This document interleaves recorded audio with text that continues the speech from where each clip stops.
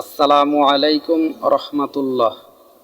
অনেকেই প্রশ্ন করেন শীতকালে আসলে প্রতিদিন গোসল করতে হবে কি না।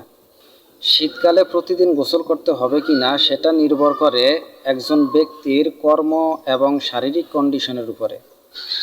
যদি তার কর্মস্থল এমন হয় যে ধুলাবালি মুক্ত, অথবা আপনি অফিসিয়াল কাজে লিপ্ত, অথবা আপনি বাসা অবস্থান করেন, তাহলে স্বাভাবিকভাবে 2-3 দিন পর পর গোসল করাই উত্তম।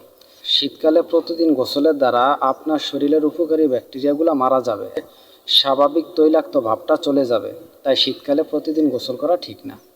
হ্যাঁ, শীতকালে প্রতিদিন গোসল তারাই করবেন যাদেরকে অতিরিক্ত ঘাম দেয় এবং যাদের কর্মস্থল স্বাভাবিকভাবে ধুলাবালি যুক্ত অবস্থায়।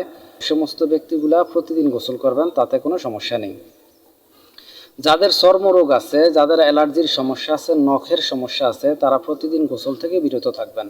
কারণ প্রতিদিন গোসলের দ্বারা শরীর খসখসে হয়ে যায় এবং তৈলাক্ত ভাবটা চলে যায়। এতে চুলকানির পরিমাণ বৃদ্ধি পাবে এবং শরীরে চর্মরোগ বাড়ার সম্ভাবনা রয়েছে। তাই সমস্ত ডক্টররা এই ব্যাপারে একমত যে শীতকালে প্রতিদিন গোসল করা ঠিক না।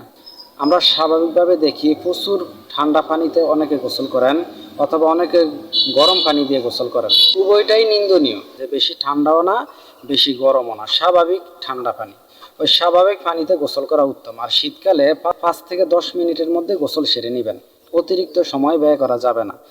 যদি বাচ্চা হয় 3 থেকে 4 মিনিটের মধ্যেই গোসল সেরে নিতে হবে। পূর্ণবয়স্ক ব্যক্তির ক্ষেত্রে 5 থেকে 10 মিনিটের মধ্যে গোসল সেরে নিতে হবে।